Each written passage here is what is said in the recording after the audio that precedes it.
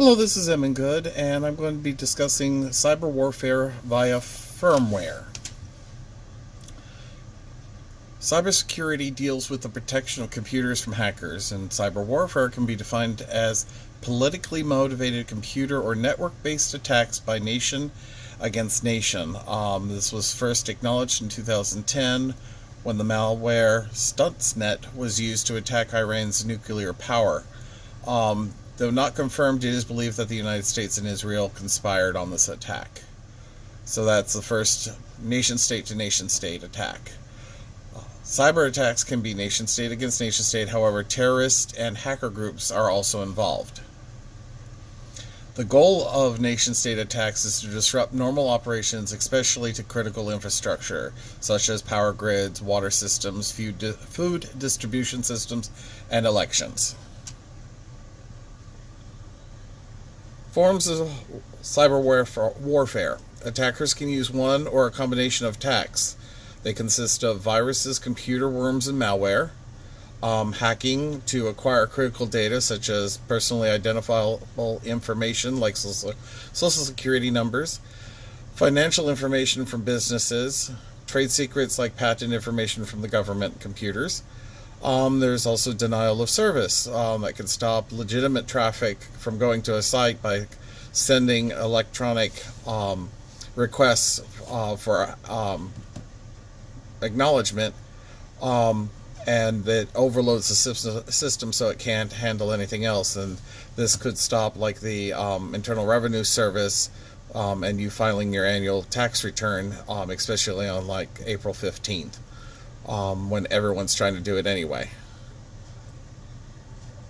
Also, there's ransomware, which is a person or company can have their system, or more so, their data encrypted and held captive until ransom is paid.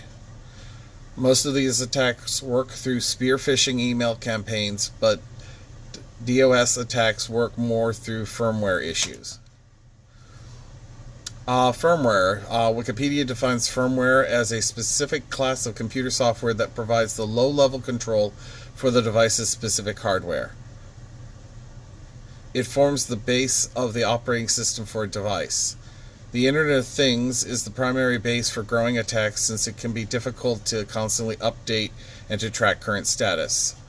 Internet of Things include routers, modems, refrigerators, cameras, smartphones, USB memory sticks, smartwatches, basically any device or appliance that connects to the internet or with another computer system.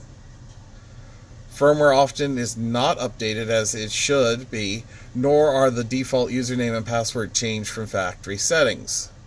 Once the factory firmware is infected, the device can transmit this infection to another connected device or become a slave for a distributed denial of service attack. An example is a router exploit. In May 2018, the FBI advised users of consumer-grade routers and network-attached storage devices to reboot as soon as possible to counter Russian-engineered malware that has infected hundreds of thousands of devices. The malware, known as VPN Filter, infected more than 500,000 consumer-type routers made by well-known manufacturers like Linksys, Netgear, and TP-Link. The name of it was VPN Filter, allowed attackers to collect communications, launch attacks, and permanently destroy the devices with a single command. The author Gooden gives some sound advice of reboot, your update, change default passwords, and disable remote administration of devices to help protect against unauthorized access to your firmware. There's a camera exploit that happened on July 9th, 2017. Two hackers gained access to the Metropolitan Police Department of the District of Columbia's closed-circuit TV system. They hacked 123 of 187 MPDC cameras used for public surveillance around the city. Each one of those cameras has a dedicated adjacent computer installed so that it can connect through the MPDC network. Hackers used the infected computers to log in via remote desktop so that they could launch the computer's applications to send out spam emails. The emails contain two strains of ransomware, CTB-Locker and Cerber. Some countermeasures. The main issue with firmware security, as stated by Zitter, firmware was never designed to be secure. And as such, protection methods like cryptography or authentication were not built into the system. Antivirus software does not scan the device's firmware for malicious code, so protecting firmware becomes the responsibility of hardware manufacturers. Another method of protection could be the installation in the hardware of a write protect switch, which would require the hacker to have physical contact with the device to go ahead and flip the switch.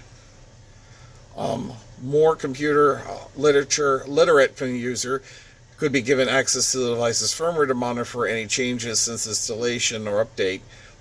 This is handled by manufacturers giving the end user a checksum of the firmware and any firmware updates, so that the user can run their own checksum to see if any changes have happened.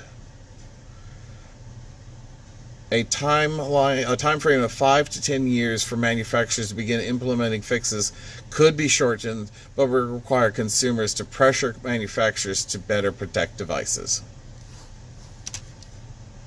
And this is a list of my references. Thank you.